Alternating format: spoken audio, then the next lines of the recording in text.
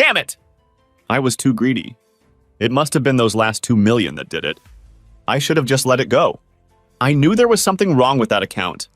Damn it! Now they're getting close. I guess they thought I didn't know about it yet. That might have helped. I still had time to hide and make sure they couldn't track me any further.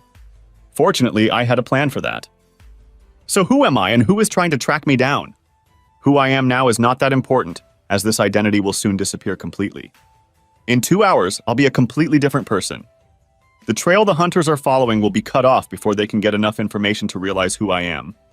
What I am, or soon will be, is a hacker. I am a very good hacker. I'm also a very evil hacker with a very select list of targets. I go after the drug cartels. I track down their bank accounts and, anonymously of course, supply evidence to the appropriate authorities. I have on my personal conscience the convictions of 4 politicians, at least 50 police officers, a dozen soldiers in various countries, and so many small-time traffickers I can't even count them. I have also siphoned over $100 million out of their coffers. Of course, I take a percentage of that amount for myself, but about 80% goes to various charitable organizations. Most of them deal with drug addiction and rehabilitation programs. Why, you ask? It's simple. My little sister got involved with the wrong guy. I didn't like him very much, but she wouldn't listen to me. I did the best I could, but she made her choice. I tried my best to take care of her after our parents died. I had always been good with computers, but the 2 dark years I spent in depressive isolation after identifying what was left of her body turned me from very good to almost magical. I spent those 2 years alone in the basement of my parents' old house, learning dark secrets and how to manipulate them. I learned the code. I learned how to navigate the dark web. I discovered backdoors in most security programs. Sometime during those 2 years, the DEA got their hands on some very important information about the drug gang that tortured and killed my sister. Unfortunately, rival gangs somehow got the information that the gang in question was turning over government evidence to others to try to cut a deal. Gangs act faster than cops, so the state saved a lot of money on lawsuits. So who am I running from? My guess right now is that it's either the Russians or North Korean hackers. While I'm not sure it's them specifically, I'm pretty sure they've been hired by the cartel I just withdrew about $30 million from. I really should have stopped at $28 million, but then I discovered another small account. I knew there was something wrong with it, but I was young, stupid, and still angry. Once that money was on its way through 40 different accounts in 6 countries, my counter-hacking programs sounded the alarm. Someone had installed a reverse tracking program on the account. They were looking for where the attack originated. That's going to take a long time. I used a botnet. They'd have to go through about 100 IP addresses before they could start traversing the chain of servers. I inserted the flash drive and did a few keystrokes and mouse clicks. 4 servers in Europe went down. 2 servers in China reformatted themselves 6 times. 1 server in Iran and another in America overwrote their entire memory with a random series of 1s and 0s. The trail leading to me was effectively broken, and there was no way to recover the data. 3 more mouse clicks and my carefully crafted machines were reduced to useless scraps of wires, plastic, and fried silicon.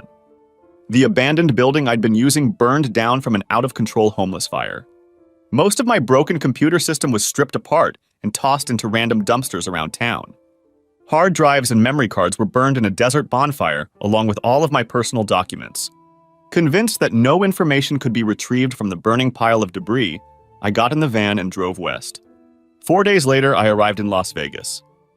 5 years later. Honey? Could you please help me? The computer's not working again. I turned to my beautiful wife, Linda. Really, Mark? How is it possible for a 25-year-old man to be so bad with computers? What would you do without me? She said, giving me a quick kiss on the top of my head. A few quick clicks and keystrokes and I went back to checking my email. Dinner will be ready in about half an hour. Thanks, sweetie, I replied, watching her walk back into the kitchen. It had been 2 years since Linda and I had gotten married. I still couldn't believe how lucky I was. Leaving my old life behind, I recreated myself. I worked as a truck driver at the local lumberyard. We had a union, so the pay was decent. I very carefully withdrew a couple $100,000 from one of my offshore accounts and bought a nice, modest 3-bedroom house on about an acre lot. Next to the house, I built a steel building to use as a store and warehouse. I also added a secret room to rebuild and modernize my computer system. It was a small storage room, but it had a raised floor that went up to access a staircase that led underground. If you didn't know how to open it, it looked like a regular concrete floor. I decided that I would give up hunting dealers and cartels for a while. I had plenty of money saved up in case I needed it, and it made sense to disappear and let things cool down. Still, I didn't want to lose my skills, and I needed to keep up with new technology. The store was dedicated to my hobby of assembling old muscle cars. My wife had absolutely no interest in it, so she never came into my store. It also gave me time and privacy to go online and play a little, and she never suspected a thing. You might wonder why I'm keeping this from her. The thing is, she knows me as a simple truck driver and mechanic who knows next to nothing about computers. Of course, when I met her and we started dating, I couldn't just go around introducing myself as a hacker nicknamed Ghost in the computer underground. For one thing, the feds were looking for me. I had committed several cybercrimes, and they also wanted to lock me in a room and use my skills for their own purposes. Second, they had some very bad criminal organizations on their target list, and if they caught me, my end would be very ugly and extremely painful. How long would our relationship have lasted after that? Do you even have to ask? After the wedding, we had a couple more questions. First, it was for her own safety. If she didn't know, they couldn't use her to get information. Second, it ensured that she wouldn't accidentally miss any information. Nah, it was better that she only knew the man she married. Okay, a little bit about my wife. First of all, she is the most beautiful woman on the planet, to me. I always read in these stories that every woman is always the most beautiful woman on the planet, and wonder how there can be more than one. I'm not going to lie to you. To you, she may only be above average, but to me, she is a goddess. Different looks and different strokes. 5 feet 6 inches tall, wavy copper bronze hair down to the middle of her back, emerald green eyes. Legs long, slender, trim, and tanned. Her face has a thin nose, high cheekbones, dimples when she smiles, full butterfly lips, and a proud chin that doesn't stand out too much. How did we meet? I was working at the lumberyard one afternoon when she came in. She needed a couple of boards to put some shelves in her new apartment. I happened to be near the salesman as he was placing her order and volunteered to fetch the boards. While we were picking out the order, she mentioned that she wasn't very good with tools. Of course, I offered to come over after work and install the shelves for her. My price was that she would buy a beer and let me have dinner the next night. Dinner turned to dancing. Sorry, guys and gals. No wild sex here. The date ended with nothing more than a chaste kiss on the cheek. The thing is, I was actually terrified of girls. I should probably explain a little bit here. When I stole all that money from the cartel, I was a skinny 19-year-old computer nerd 6'1", tall and 110 pounds. My sex life up to that point was non-existent. Since coming to Las Vegas, I had only had 3 experiences with prostitutes. The first one was pretty disappointing. It was standing on Fremont Street. I was horny and picked her up. We did it in the back seat of my car. I ejaculated, but she acted like a robot. The second time I was in a brothel in Parampa. At least she acted like she cared. The third time I was also in a brothel in Parampa. This time I had the necessary funds. I paid for the whole night and asked her to really teach me how to pleasure a woman. Now I was dating a woman I liked and not paying. Would she really think I was okay if I didn't pay her for telling me how great I was? It wasn't until the 5th date that we had sex. I took her to dinner at the Stratosphere. From there, we moved to a hot dance club with a striptease. After a bottle of expensive wine at dinner and a few shots at the club, in between dancing for over 2 hours, we returned to my house. As long as I made her happy, I was fine. Linda and I dated for about 6 months before I proposed to her. 6 months later, we were married. We were happy together. She worked as an accountant for a large national company with an office in Las Vegas. She made good money there, and we lived quite well on our incomes combined. I never had to look into my secret accounts. We went to nice restaurants, attended shows, had a nice pontoon boat on the lake, and we both drove nice cars. Our sex life was very good. Usually, when I got home from work, I would go to my store and mess around for a couple hours before dinner. About half the time I worked on one of my machines, and the other half I spent in my room playing on the computer. I wasn't really doing anything wrong, just hacking into places I wasn't supposed to go. I wasn't actually taking anything or entering anything into the system. I was just sneaking in and looking around to tighten up my skills. Sure, I could have stolen a bunch of data and money, but I didn't want to leave a trail. Best to just sneak in and look around without anyone knowing of my presence. After dinner, we would settle on the couch and watch a movie before heading to bed. Sometimes we'd have sex for hours before bed, and sometimes we'd just melt into each other's arms. I continued to pretend that I was completely ignorant of technology. After all, who would look at a man who could barely check his email and think he was one of the most wanted hackers in the world? All the while, I've been hacking into the computer systems of banks, governments, and large companies. I've also reconfigured the army of bots on personal computers that I used to have. I masked my location by initiating hacks from foreign servers, sometimes from multiple servers at the same time. About 6 months ago, I noticed that Linda became a little more tense.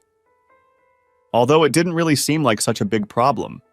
Sex had decreased from about 4 times a week to twice a week. She was working longer hours and was tired when she got home. Most of the time, she would go straight to the shower, eat dinner, and then go to bed. I asked her, and she said something about a big account they were trying to get their hands on. It seemed plausible. Sometimes she would call me from the office on Friday and let me know that she was going to go to happy hour with a few other employees after work. She already did this often enough that I didn't bother. After about 6 months, I asked how long it would be. By my calculations, by this time, they should have either gotten the bill or lost it.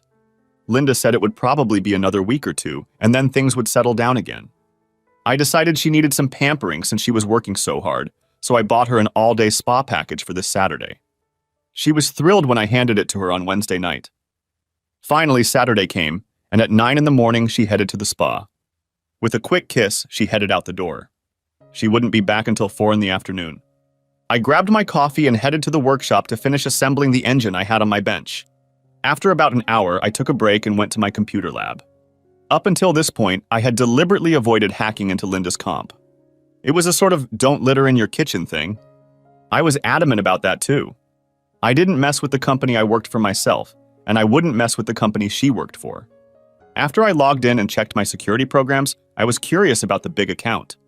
Maybe I should see what it is and maybe take a look around their servers to see what's out there. Just a cursory look around, and then try to hack into the new client system. Their security was child's play. It took me a couple minutes to get inside. First stop was Linda's computer. She was working on a project, so from there I was supposed to be pointed in the right direction. It's weird. Nothing special about the new big client stood out. I checked a few keyword searches for proposal, new client, proposal, and a few others related to trying to get a new account. Nothing. I started going through her folders, and then I found a locked folder labeled Photos for James. What? Why does Linda have a folder with pictures of that little IT weasel? Yeah, I knew who James was. I'd met him a few times at the corporate events I went to with Linda. I didn't like him very much. Even though Linda thought she was pretty good with computers, and compared to other people she still couldn't compare to me. I opened the folder in a matter of seconds and stepped inside. To say I was shocked was an understatement. There were dozens of nude pictures of Linda in her office. I sat there, staring numbly at the pictures. In that moment, it felt like a part of me had died. After about 15 minutes, if the clock on my computer is to be believed, I came out of that state and started thinking about how I would get back at her as soon as she got home. Divorcing this bitch was a foregone conclusion. It was still a few hours until she got home, so I continued to look for more information. I figured it all started about 6 months ago when I first noticed a change in her. I pulled up her emails and was shocked even more. Several of their email conversations indicated that this was much more long-term than I thought. It looked like they had been lovers for about a year, even before she met me. If that was the case, why did she start dating me in the first place? What was going on? I found another letter in which she mentioned accounting errors by several of her big clients, as well as their own company. Then there was something about an offshore account. I switched to James's computer. There were more pictures of Linda on there. A few showed her in a motel room and in another man's bedroom.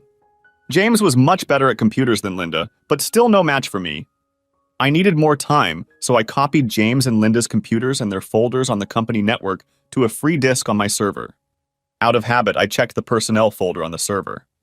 I stopped for a moment when I saw my name in one of the folders. I copied it. Before I left the network, I had installed some spyware on both computers as well as the server. It automatically forwarded everything they did to my computer. Needless to say, work on my machines went on the back burner for a while. Linda came back from the spa and thanked me with a long night of amazing sex. Yes, I was disgusted with her for what she was doing, but I'm a guy. I wouldn't pass up the opportunity to do it with a beautiful, enthusiastic, and energetic woman. She could be the devil incarnate and I'd still celebrate. Ah, yes. To me, she was the devil incarnate. The little head didn't care and the big head decided to just go along for the ride. Sunday came and I was back at my store again. Linda was still asleep when I got up, so I took the opportunity to open her phone and install spyware on it. Text messages would be secretly copied into my computer system, and all of her phone calls would be listened to and digitally recorded on a separate hard drive.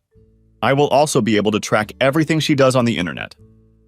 Linda left around 10 o'clock in the morning. She said she was going to meet up with one of her friends to go shopping. The friend-finding app on her phone was turned off, and I didn't want to accidentally notice that it was on, so I hacked into her car's internal GPS to follow her. Surprisingly, she actually drove to the mall.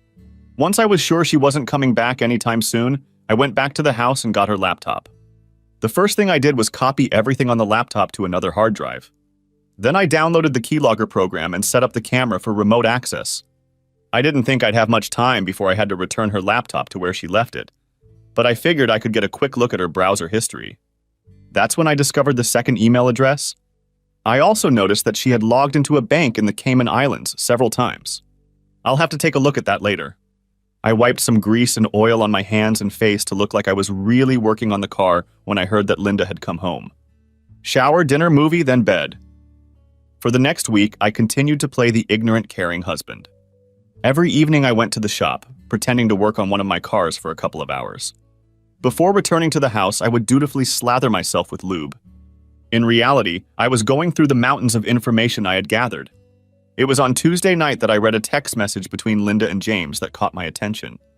James was warning her about erasing her history after using my laptop. Why did she need my laptop? Her laptop was working fine. Sure, I had set up my laptop to connect to my servers as soon as I bought it, but I had never thought about spying on myself. A dozen keystrokes and mouse clicks later, the problem was solved. The following evening, as I was sorting through the day's updates from their work computers, another stream of data started coming in. I quickly realized it was from my personal laptop. Turning everything else off, I began to study the new stream. It looked like there were money transfers going on. I turned on the laptop's camera and switched the stream to another screen. On my computer, Linda was working. She had a Bluetooth in her ear. The microphone picked up her voice as she spoke. On a third screen, I put up a live feed of her phone conversation.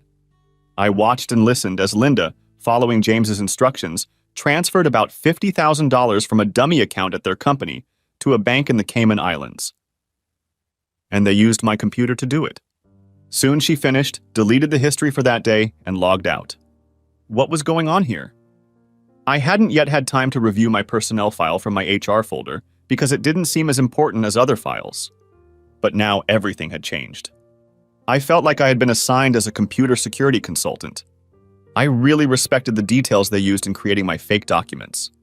James had obviously hired me since he was the head of their IT department. I also discovered several payments for my services. Of course, they all went into an account in the Cayman Islands. Let's recap. I was unknowingly hired as a computer security consultant. Linda and James used my computer and IP address to transfer large sums of money from a fake account at their firm to an offshore bank.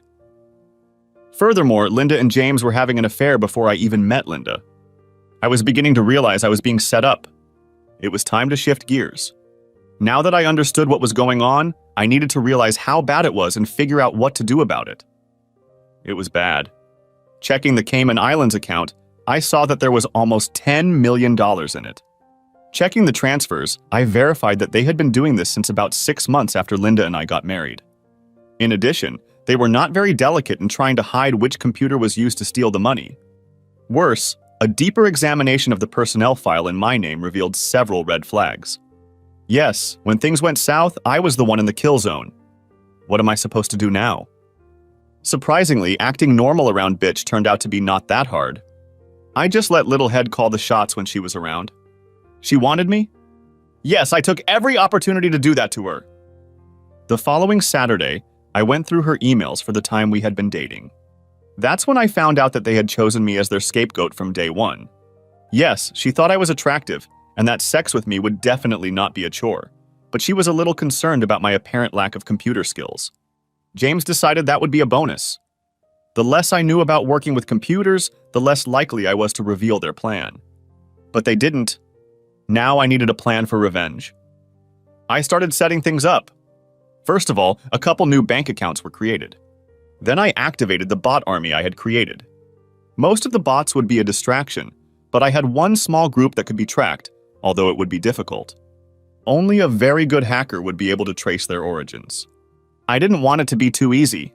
Sure enough, I wiped the folder with the staff and my name from Linda's company's servers. I also hacked and changed all the file transfers that were made from my laptop to show a different IP address. To prevent this from happening again, I ran a very nasty virus on my laptop and then disconnected it from my secret servers. Later that evening, when I went to check my email, I discovered that the virus had attacked my laptop from the spam I had opened and virtually destroyed it. I failed to mention the look of concern on Linda's face when she saw what had happened. The next morning, I saw a text exchange between Linda and James. Apparently, they were almost finished with the scam. They needed to make 2 more transfers to bring the amount up to $10 million and then trap me. The plan was to suddenly discover the theft. Of course, since Linda was the one who was supposed to discover it, she was the one who was supposed to lead the investigation. James, being the IT manager, was to lead the cyber part of the investigation. Unsurprisingly, it would have led straight to me. Linda, of course, filed divorce papers on me while I was in jail, then married James a year later. Both would have stated that they were in complete shock that I could have done something like that. Of course, there would be some suspicion as to Linda's possible involvement, but she would point to her investigation and discoveries and the fact that I must have kept my knowledge of computers from her. In addition, it should be obvious that she was victimized because I had specifically targeted her and used her to gain access to the company's computer systems. They both laughed, imagining me trying to answer questions about where the money went when I have no idea what the police are talking about. Linda also said she would get me a new laptop and that they could make the final transfers within the next 3 weeks. Now I knew how much jail time I was looking at. I went to my supervisor on Monday and told him I needed a week off for personal business. I had plenty of vacation time and he was a pretty cool guy, so that wasn't a problem. I scoured the internet to find the meanest, dirtiest, and most aggressive shark of divorce attorneys in town and made an appointment for the next day. They thought they had 3 weeks, but they would be lucky to make it 2 weeks. When I got home, I started up my computer and got to work. I logged onto James's home computer. If he was an IT expert, you'd think he'd have enough sense to turn it off and de-energize it when he wasn't using it. Nope. All he did was turn off the monitor. I controlled his computer through a server in Belarus. Not that it mattered, because the connection would have been erased anyway. His computer would have been the end of the trail for anyone who followed it. The cartel I went after 5 years ago had at least learned a thing or two about security. They changed their accounts and passwords, but they still use the same banks. Modernized passwords? They only work if you don't store them on your personal computers, which are vulnerable to phishing programs embedded in emails with links to products any multi-millionaire would want. This was just preliminary work. I'll wait until I'm done with Linda before I tackle James. James wouldn't survive this, and I still needed to use him to destroy Linda. I was still monitoring Linda's GPS in her car, so I was able to leave and go to the park for about an hour before coming home. She didn't need to know that I had taken a week's vacation. In fact, she probably did need to know, but I wasn't going to give her that information to try to save myself. As usual, I went to my store to work on the car. She left to run to Walmart to get me a new laptop. While she was gone, I did some preliminary work on setting it up. It was important for her to be at home when the computer was in use. If she could prove she wasn't home, she would have a defense to the crime. I couldn't let that happen. When I got home, she texted me that she had bought me a new laptop and told me it would take her about an hour to set it up for me. I thanked her and got to work. First, eliminate all ties to James. I hated her, but I still didn't want to see any real bodily harm done to her. James would likely be tortured and killed, and Linda would just go to prison for the next couple decades. Who knows? Maybe she'll enjoy being some bull lady's little bitch. Doesn't the saying go, gay is for staying? I used a separate server route to Linda's laptop. No roundabouts. Just a direct connection to her work computer and then to the company servers. $20 million was transferred from the company to 4 different accounts in her name. Next, travel plans were made. A one-way ticket was purchased for her for Thursday morning to the Cayman Islands. Before I stepped away from her computer, I deleted James from her contacts, erased all of her emails with him, and deleted all of her history from the account they originally used. Then I uninstalled all the spyware I had installed. It was a risk, but I didn't think she would have enough time to do anything too bad. Finally, I broke and erased the connection I had with her laptop. Having done all this, I remotely disabled the wireless router in the house. I had a separate, much better one at the store. Of course, she didn't know about it. A message from the spy program I'd installed on her phone popped up on the screen. Apparently, she'd finished setting up my laptop when the internet went down. She was just about to use my computer for another data transfer when the connection went down. I laughed. While they discussed the problem, I transferred all the money they had already stolen into new accounts I had created in Linda's name. Once the account was empty, I closed it. The last thing I did was delete the spyware from Linda's phone. I didn't know who would be looking at it later, and I didn't want anyone to know she was being spied on. Then I turned everything off and went to dinner. Tomorrow was going to be interesting, to say the least. When I walked into the house, Linda was, to say the least, a little flustered.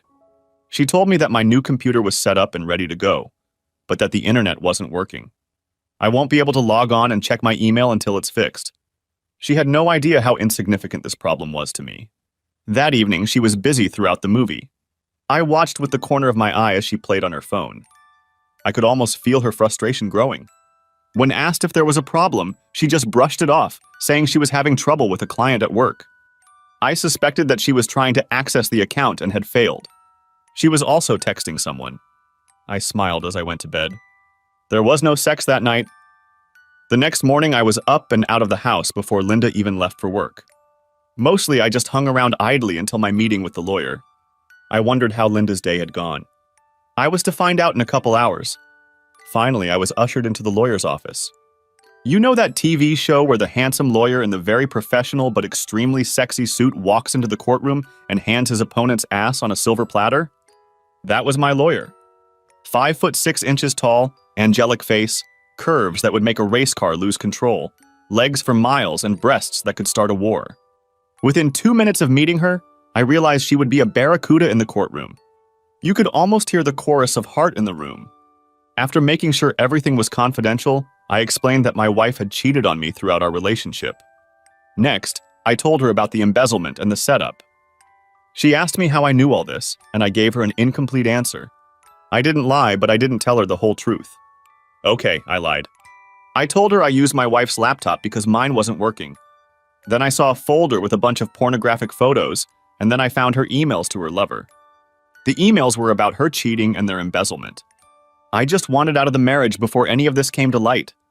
She agreed to take the case and started preparing the paperwork. She said she could probably file them by the end of the week. I told her to wait a little while.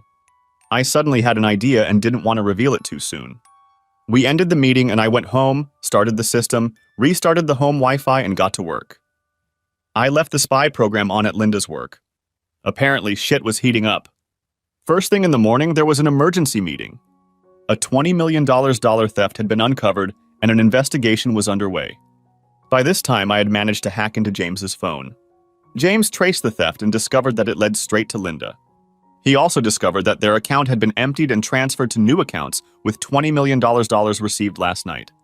The accusations were pouring in and there were no excuses. Suddenly, Linda received an email saying she was being summoned to a meeting with the CEO, CFO, and head of security. This should be interesting. The sound of several cars pulling into my driveway interrupted my fun.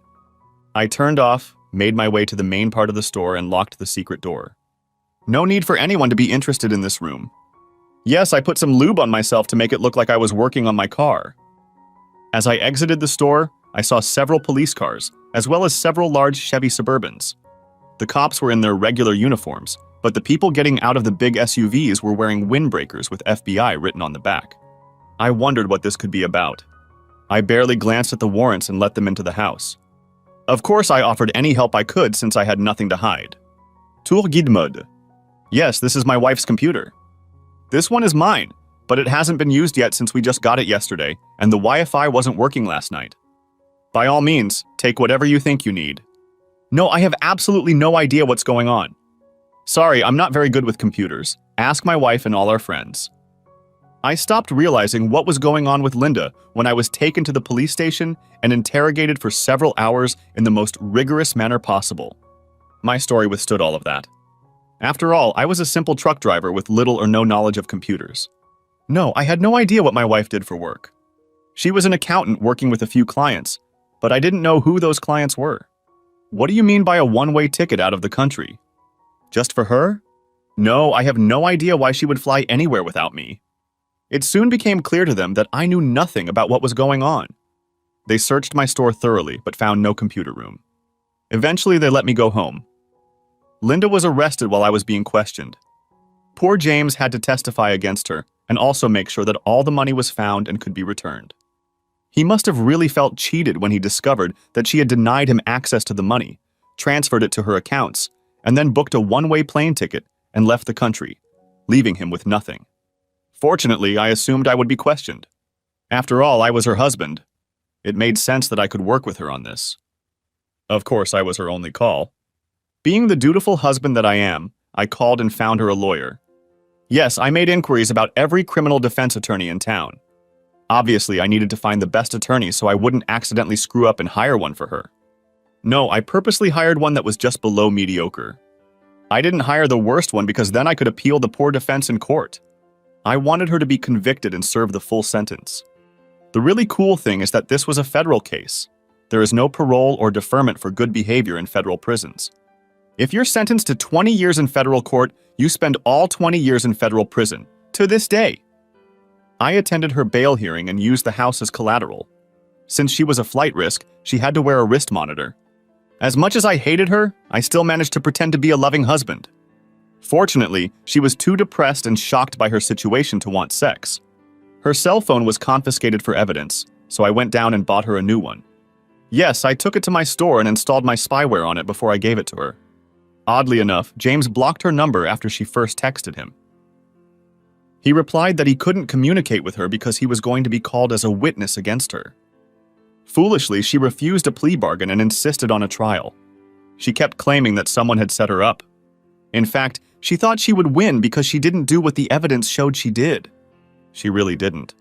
Oh, she was guilty of embezzling half the money that was in that account, but not all the money, or using that particular account, or using her own computer, or buying a plane ticket, or suspending her partner. Of course, the money was found and easily recovered. From my perspective, the trial was fun. It was very interesting to watch James testify against her from the computer records. I could see his inner struggle when he had to testify against his lover while thinking that she had betrayed him and was going to run away and leave him. Linda, on the other hand, saw only that her soulmate was betraying her and sending her to prison. Throughout the 3 days of his testimony, I was overwhelmed with glee. I watched in silence as her love for him turned to hatred. On the witness stand, she did her best, speaking on her own behalf. Unfortunately for her, the evidence was too strong against her, and she was never able to come up with a plausible explanation. She would spend the next 20 years in federal prison. When the trial came to an end, it was time to take care of James. I had a very evil plan for him. He wasn't supposed to survive. Unfortunately, he would never know why it happened to him and that it was me. I couldn't take that risk. It was going to be fun. I asked the attorney to amend the divorce papers to reflect Linda's sentence and the fact that she would be in prison for the next 2 decades. A few days later, she was served with a summons. I opened several new accounts in Geneva, Switzerland, and the Cayman Islands with links to James. Using the dark web, I left several subtle trails, all leading to James's IP address. The ghost returned 5 years later. Of course, the hacker chat rooms picked him up. Now comes the hard part. I had to leave a trail, but it didn't have to be obvious. I had to make it so that they wouldn't believe it was an experienced hacker, and they wouldn't believe it was me. But they also had to believe that I had made a small enough mistake that they could follow the trail. I had to go through 10 servers in 6 different countries. Eventually, I launched an army of bots and launched an attack on the first bank. Eventually, I got inside, found the 2 accounts I was looking for, and transferred them to James's new accounts. I then stopped the attack on the bank, severed and erased the connection to James's computer, and then logged into the darknet to observe the reaction. So far, I wasn't expecting anything, but it was better to be reassured. The next morning, another attack on another bank. 4 more accounts were emptied. The account I'd opened for James now had $20 million in it. People started looking for me. They wouldn't find me, of course, but they would eventually find Ghost. Several hacker forums on the dark web went dark. There was a North Korean group that seemed to be on the trail. It appeared to be the same group that had tracked me down 5 years ago. Time to call it a day. I went back to the banks. Sure enough, the third bank I looked in had the very account I was looking for. I bypassed James's computer and transferred $20 million into another account in Switzerland that I had created myself. Then I wiped all the fingerprints off that transfer. I didn't care if the cartel got the money back. I reconnected to James's computer and launched another attack on the bank with an account that had a beacon embedded in it. This time it was only $2 million. The money didn't matter, only the beacon attached to it. I got away with it last time because I knew about the thefts and could see how the tracker worked. If I didn't know about the money transfers, the accounts I had, and didn't know about the tracker attached to the last account, I would have gotten caught. I wonder how James will try to explain all this to them. I'd like to see them ask him where the money is when he had no idea what money they were talking about. It was time to sever the connection to his computer and erase all my fingerprints. It's been a week. I had cleared out my computer room and turned it into storage space. I was finalizing the paperwork for an apartment I'd purchased in Montana through a Subchapter S corporation, so my name wouldn't appear on the books when the news reported a missing person. It turned out that James hadn't shown up for work in days and no one knew where he was. His car was found abandoned in the parking lot of a mall, but he himself was nowhere to be found. I wonder where he could be. Well, I had to get back to packing. James. No! No! No, God, no! I screamed as they started hitting my testicles again. I swear I don't know what you're talking about! Nonsense, Mr. Ghost. You were wrong this time. The tracking program the hackers hired led us right to your computer. We found all the data on your computer. We recovered the $2 million from your last hack, but we want to know where the other $20 million is, as well as the $30 million from 5 years ago. You tell us that and we'll kill you quickly. You keep lying to us and it will get worse. But I don't know, damn it! They grabbed me as I was about to get into my car at the mall. I felt the prick of a needle in my neck and then nothing. I woke up a few hours later on a private jet, securely buckled in my seat. That's when the questions started. I had no idea what they were talking about. They kept calling me Ghost. They asked about the money they said I had stolen. There was $20 million that I had stolen a few days ago and another $30 million from 5 years ago. They didn't believe me when I said I didn't know anything. I just wet myself when they showed me the irrefutable evidence on my personal computer. I could give them the answers they wanted and die quickly, or they would turn the rest of my much shorter life into sheer agony. I shit myself when I realized that the answers I could give them didn't exist. Right now I was hanging naked somewhere deep in the jungles of Colombia. I really wish I could give them answers. I really don't want to know what happens tomorrow, or the day after tomorrow, or the day after that. Mark. Moving day. James had been gone for a little over a month. His tortured body was found yesterday on the side of the road in Colombia. By the end of the day, Mark was supposed to be gone. I would assume my new identity after one more stop. I had already shipped everything I was taking with me. It was all going to a storage unit in Denver, paid for by wire transfer from an anonymous account. I'd pick it up by truck, paid for in cash. Linda was brought in and handcuffed to the table across from me. She didn't look so good. The orange color wasn't her color. No makeup. Her hair was a mess. She also had bags under her eyes. It looked like she hadn't quite gotten the hang of it yet. So, how are you holding up? I asked. Please, Mark. You have to help me. I didn't do what they said, she pleaded. Linda, I sighed. There's nothing I can do for you. Besides, we're getting a divorce. Please, Mark. I didn't do it, and I don't want a divorce. Just sign the papers, Linda. It's over. Please, Mark. Just talk to James. Try to ask him for help. He might be able to help me. I mean, we were friends once. Please, just ask him, she pleaded. You haven't heard of James? I asked. No. I kept waiting for him to come, but he never did. Well, he'll never come now. He was killed in Colombia. Her face turned white with shock. The authorities think he stole a lot of money from one of the drug cartels. No! He couldn't, she said. Probably not, but they seem to think they did. Now, Linda, you really should just sign the divorce papers and forget about it. But you leave me with nothing, she exclaimed. Sure. You don't need anything, and what are you going to do with everything you get? You're going to spend the next 20 years here, I explained. Please, Mark. You have to help me. I can't stay here. My cellmate is making me do something. I'm not gay. I need to get out of here. Please. It was time. Let me tell you a story, Linda. Perhaps it will help you. About 5 years ago, there was a very good hacker. He was called Ghost. The hacker got that nickname because he was so good at covering his tracks. It was literally like a ghost was invading a computer system. So Ghost decided to follow some drug cartels. It was actually a personal mission. Over $30 million was stolen from one of the cartels before the cartel hired other hackers to track down Ghost. Of course, Ghost noticed the tracking and shut down before he was discovered. Ghost disappeared and started a new life. Ghost ceased to exist and stopped tinkering with computers, except for minor hacking of systems to train and maintain technology. To everyone who knew him, he was pretty computer illiterate. Secretly, however, he was still as good as ever. Even his wife didn't know who he really was. Yes, he fell in love and got married. He truly loved his wife with all his heart. After being married for 3 years, he accidentally discovered that his wife did not love him. He discovered that she had been cheating on him throughout their relationship with her real boyfriend.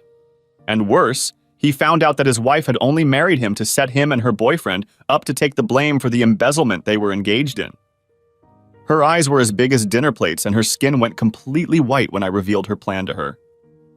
Ghost decided he couldn't let that happen, so he devised a plan of revenge against the two men. First, he hacked into their computers, phones, and work network to get information.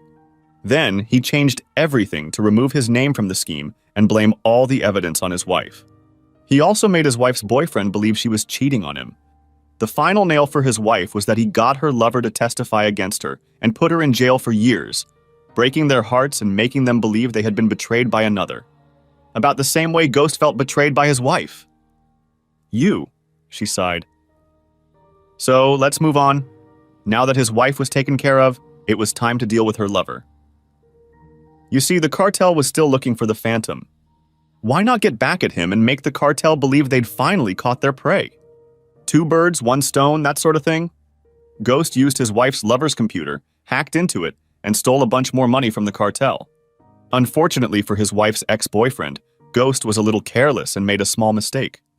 Ghost didn't completely erase the trail leading to the boyfriend's computer, and the cartel was able to trace the hack back to the boyfriend.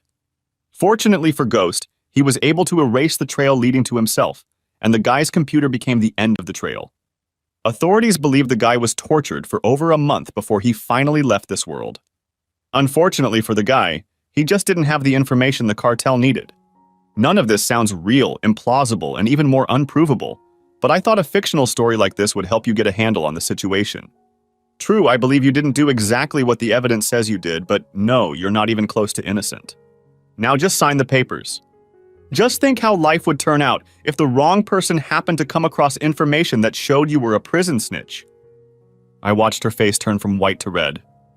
"You're a freak!" she screamed, lunging toward me. There's a reason guards handcuff themselves to the desk. There's a reason the chains are short enough that the prisoner can't reach anyone on the other side of the table. I got out as she was being dragged away screaming. I got into a cheap abandoned car and drove to the mall. Once parked, I left the mark in the car and walked to the other side where my real car was waiting for me. With my new identity, I rushed away. Thank you for watching this video. If you enjoyed this story, don't forget to subscribe and watch the next video.